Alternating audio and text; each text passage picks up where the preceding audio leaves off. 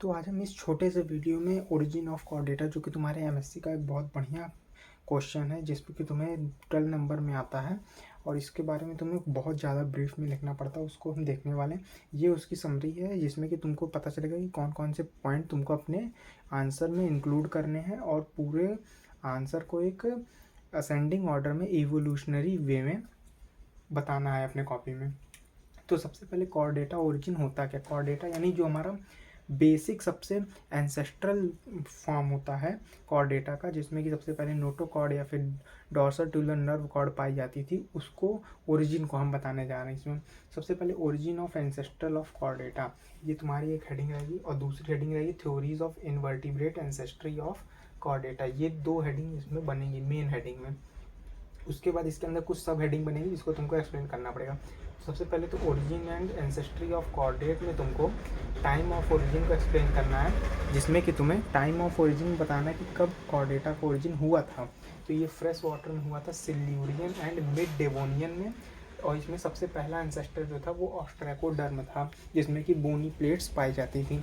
दूसरा तुम्हें बताना प्लेस ऑफ ओरिजिन यानी कहाँ पे हुआ था और कॉर्डेटा का ओरिजिन। तो प्लेस ऑफ ओरिजिन में सी में हुआ था और बाद में ये रिवर में चले गए थे, फ्रेश वाटर हो गए थे, और इसमें ग्लोमुलर किडनी एक इनका आइडेंटिफिकेशन फीचर था जो कि पाई जाती थी। तीसरा हमारा थर्ड पॉइंट है hypothetical vertebrate ancestor pre vertebrate या फिर जिसे प्रोटो वर्टिब्रेट भी कहते हैं, उसके बारे में बताना है, उसका डायग्राम को भी इंक्लूड करना है। फोर्थ नंबर पे origin of Chordata between protochordate and invertebrate, इसको रिलेशनशिप बताना है कि जो ओरिजिन ऑफ कॉर्डेटा हुआ तो उसमें प्रोटोकॉर्डेट और इनवर्टिब्रेट से क्या रिलेशनशिप, क्या फीचर मिल रहे हैं। सेकंड नंबर जो मेन हेडिंग है theories of invertebrate ancestry of chordates, इसमें तुम्हें क्या बताना है। तो सबसे पहले इसमें दो तरीके की थ्योरी दी गई थी, तो उसमें मैं जो यूज़ कर रहा हूँ अभी इस आंसर को एक्सप्लेन करने में, उसमें deuterostomes line of chordate evolution की थ्योरी को यूज़ कर रहा हूँ इस आंसर बताने को। और इसके पहले कुछ थ्योरी और भी दी गई थी, उसमें एक एनिलीड थ्योरी आती है, अगर तुम उसको एक्सप्लेन करना चाहो तो कर सकते हो, मैं बता दिया हूँ उसको, अगर करना चाहो तो कर सकते हो, लेकिन यहाँ पे सेपरेट मैं ड्यूटेरोस्टोम लाइन ऑफ ले रहा हूँ कॉर्डेट इवोल्यूशन, तो मैंने उसको नहीं एक्सप्लेन किया है। अब इसमें इकाइनोडर्म एंसेस्ट्री थ्योरी पहली आती है जो कि बहुत ज़्यादा सोफिस्टिकेटेड और सबसे बेहतरीन थ्योरी मानी जाती है। उसमें इसमें क्या हुआ था कि इसमें टॉर्नेरिया लार्वा जो कि हेमिकॉर्डेटा का था और बाइपिनेरिया लार्वा जो कि कॉर्नोडर्मेटा का था, इन दोनों के बीच इंटर रिलेशनशिप और एफिनिटी या फिर इनके कैरेक्टरिस्टिक फीचर को एक साथ लिया गया था। किसने लिया था? मूलर साइंटिस्ट ने बताया था इसके बारे में, इन दोनों को लेके। गैस्ट्रन डी बियर एक बहुत ही फेमस साइंटिस्ट जो कि कई सारी थ्योरी को भी दिया इन्होंने क्या किया था, न्यूटीनस लार्वा थ्योरी इसी में इंक्लूड की थी, जिसमें बताया था कि काइनोडर्म का जो लार्वा होता है वो पहले ही सेक्सुअली मैच्योर हो जाता है और उसने कॉर्डेटा को वो इवोल्यूशनरी मतलब कि कॉर्डेटा का वही एंसेस्टर कहलाता है, उसी ने कॉर्डेटा को इवॉल्व किया। सेकंड वाली है हेमिकॉर्डेट बेलेनोग्लॉसिस थ्योरी।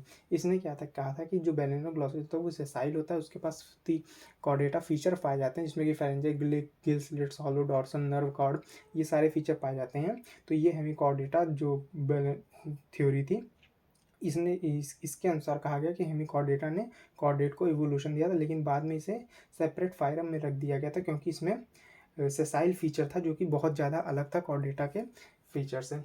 थर्ड थ्योरी आती है हमारी यूरोकॉर्डेटा एसिडियन थ्योरी। ये क्या कहती है, इसे भी गैस्ट्रन ने दिया था।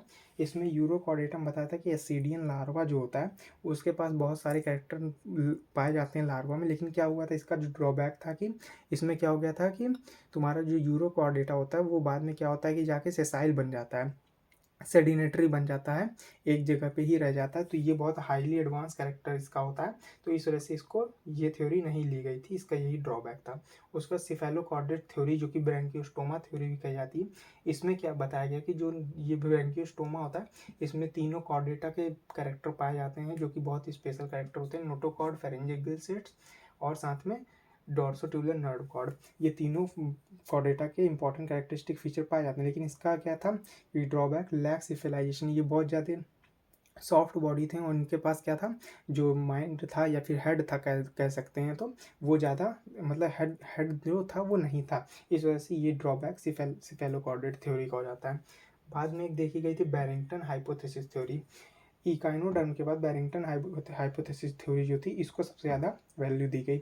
इसे कंबाइंड थ्योरी के नाम से भी जाना जाता है। इसने क्या बताया था, इसने कई सारी थ्योरी को एक साथ कलेक्ट करके बताया, जिसमें कि सबसे पहले प्रिमिटिव सेसाइल, जिसे कि पोगैनोफोर्स फोरंस भी कहा जाता है, ये आर्म फीडर थे, यानी इनके पास आर्म टेंटिकल निकले हुए थे, उससे फीडिंग करते थे। इन्होंने बाद में विकसित होकर अपने आप को सेसाइल बनाया। सेसाइल थे, ये भी सेसाइल थे, लेकिन इन्होंने यहाँ पे आर्म फीडिंग की जगह गिल फीडर यूज़ किया, जो कि प्रोटोस्टिडियन जिसे कहा गया। अब गिल फीडर के बाद ये क्या हुआ कि इन्होंने दो फॉर्म ली, एक हेमिकॉर्डेटा जो कि सेपरेट फाइलम हो गया था, और दूसरी प्रिमिटिव एंसेस्ट्रल एसिडियन फॉर्म ली। इसके बाद क्या होता है, एसिडियन के बाद एसिडियन भी दो डिवाइड हो गया था, दो में, जिसमें कि पहला यूरोकॉर्डेटा में डिवाइड हो गया था, दूसरा फ्री स्विमिंग लार्वा जिसके पास सीलिया प्रेजेंट था उसमें डिवाइड हो गया था। तो जो ये यूरोकॉर्डेट भी सेपरेट हो जाता है, उसके बाद फ्री स्विमिंग लार्वा जो था उससे दो बनते हैं, जिसमें कि पहला प्रोटोवर्टिब्रेट या फिर प्रिमिटिव वर्टिब्रेट, और सिफेलोकॉर्डेट या फिर ब्रैंकियोस्टोमा, ये दोनों निकलते हैं। तो ये था कॉर्डेटा का ओरिजिन और इवोल्यूशन और उसकी थ्योरीज, जिसको तुमको एक्सप्लेन करना है। मिलते हैं नेक्स्ट वीडियो में इसी एक शॉर्ट पूरे नोटिस के साथ। तब तक ये वीडियो को हमारे लाइक कर देना और चैनल को सब्सक्राइब कर देना।